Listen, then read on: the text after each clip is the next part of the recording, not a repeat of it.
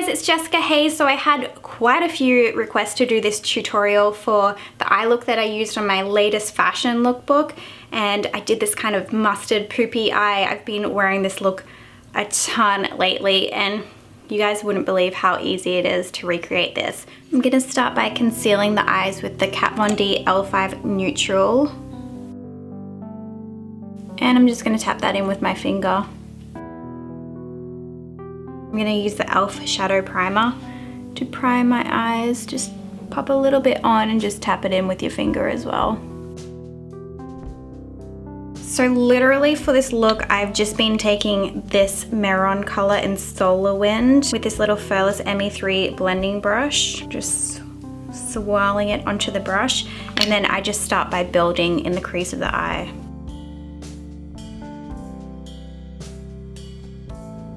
Keep picking up little bits of product onto the brush and then just blending through the crease. If you start in the crease first, that's where most of the eyeshadow will deposit, and then when you're done depositing in the crease, whatever's left on the brush, you can just slightly wash up the lid. But it's really important to make sure that your brush first goes in the crease, because that's where you want the most color, and then diffuse it outwards. Wherever you lay your brush first, the most product is going to land. I like to just make the inner and outside corner really strong with the mustard color as well. Go ahead with the same brush and color and just buff underneath the eye. If you don't want quite a blown out diffused look under the eye, use a smaller brush for this. Next, take a small flat shading brush and pat that mustard color onto the lid. The reason why I blended this color through the eye first is that I feel like sometimes if you pat it onto the lid first and then do the blending afterwards, you can kind of wash away some of that color from the lid. I'm actually going to just add this dark chocolatey brown color from the Kat Von D Shade and Light eye palette, and I'm going to add that just into the crease of the eye with my Cozzette 185 brush.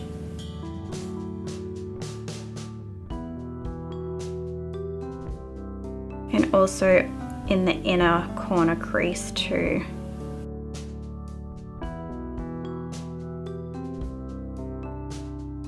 When I do the crease of the eye, to properly see it, I like to just position my mirror and just lift my chin up a little bit so that you can see the crease of the eye, and you can also still see your work while the eye is open. So I'm just adding a real little bit at a time of this darker chocolate color, and just using the fluff of the brush just to blend it out a tiny bit. I'm also going to take that brush and go underneath the eye with this, and I'm just going to bring that about 3/4 along the lash line. Next, I'm going to grab that same brush that we're using for the mustard. I'm not going to put anything on it, and I'm just going to softly use that right in the crease just to diffuse that brown, and also on the inner corner, and also underneath the eye. So now that the eyes are done, I'm going to do the base. It doesn't really matter whether you do the foundation or eyes first, just sometimes I like to have my concealer done and then I can use my foundation to kind of shape the blowout underneath the eye. So I'm just adding the Smashbox Photo Finish primer and moisturizer in one. I've been really liking this, mainly for days where it isn't so hot, because I wore it once on like a hot sweaty day, and oh my foundation was very slippery and shiny. So if you have really dry skin, I would absolutely recommend this primer for you. So for the skin, I'm going to be using this Bare Minerals Bare Pro Performance Wear Liquid Foundation. It's got an SPF 20 in it, and this is the shade Champagne 03. So I've been testing this out all week, and I actually really like this foundation. To be honest, I haven't really used much Bare Minerals products at all.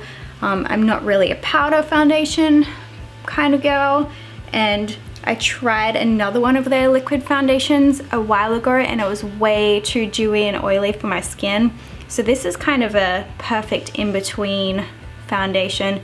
It's a medium to full coverage, and it dries more of a satin matte as well, so I feel like it's good for long days, hot days, and probably oily skin. I'll have to test it out a little more to know my full thoughts on it, but I've worn this a bit this week. It hasn't broken me out and it's got really good longevity as well. So I'm going to use my foundation brush to just kind of buff along the edges of that blowout, just very soft.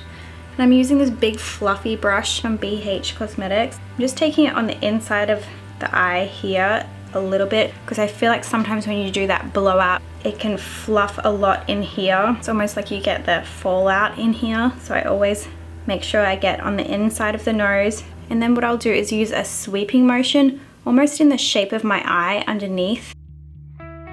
So not right underneath my eye, because I still want it to be nice and blown out and diffused, but it's almost just following the lower lash line up so that it's a flattering look for the eye. I will ever so lightly powder this just with the Hourglass diffused light powder.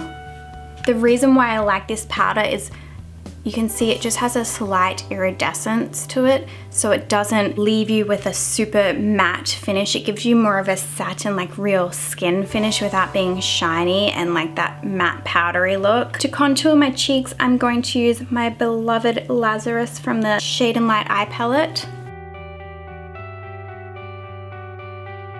And this brush is from the BH Cosmetics Marble collection. For the cheeks, I'm going to be taking this NYX Cosmetics A Wavy Glow Powder. I have been loving this powder. I actually bought a replacement for my Marc Jacobs Flesh and Fantasy, and I've been using this instead of it. And it's like a 1/10 of the price. This color is Summer Reflection. And I just use that just on the apples of the cheeks and kind of dust it back into my contour. Just very subtle though. I don't like too much blush, especially when we have such a unique color on the eyes. You don't want to distract from that, but you also don't want to have just a stop-start line of contour as well. Another cheek obsession that I've had. Oh my gosh, I'm obsessed with this highlighter. This is Glow Goals from Ofra. You seriously only need the tiniest bit of it because it literally is Glow Goals. So proceed with caution.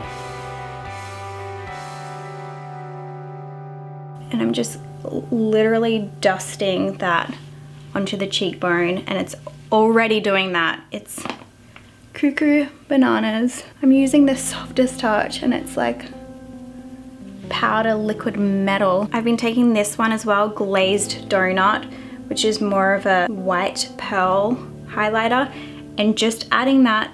See right here, I don't know if you can see, it's just a little too dark for my skin right there. So I like to add this on top of that, almost just like a highlight transition. And this color is called Glazed Donut. There's not often times where I ever buff down a highlighter, but I have been just softly tapping my foundation brush over this just to bring it down a notch. Next, I'm gonna add mascara. This is the Too Faced Better Than Sex mini version, the best version. I'm not gonna go too ham on my mascara because I'm gonna be adding Ardell Demi Wispy lashes to this look. I'm going to be taking the Grande mascara for my lower lash line because this doesn't smudge. Now that I have my lashes on, I'm going to take a little bit of the Architect liner from LA Splash. I'm just gonna line this little inside part of the eye here. That way it just makes the lashes flow. See how just adding that tiny little line, the lash band just flows nicely now. Next, I'm just gonna add this nude Rock and Coal eyeliner into the inside of my eyes from Charlotte Tilbury. For the brows, I'm going to just leave them nice and natural by just brushing a little bit of the NYX Tinted Brow Mascara through the eyebrows. Anytime you ever use brow mascara, just be super careful to only grab the tips of the hair. Try not to get it onto the skin because that's when you'll get those big blobs. So for the lips, you could wear so many colors with this. I think like a dark blue looks really pretty, or a teal grayish goes really nice with it as well. There's certainly a lot of different lip looks that you can do with it, but today I'm going to use one of my favorite grays, and this is Smashbox Chill Zone.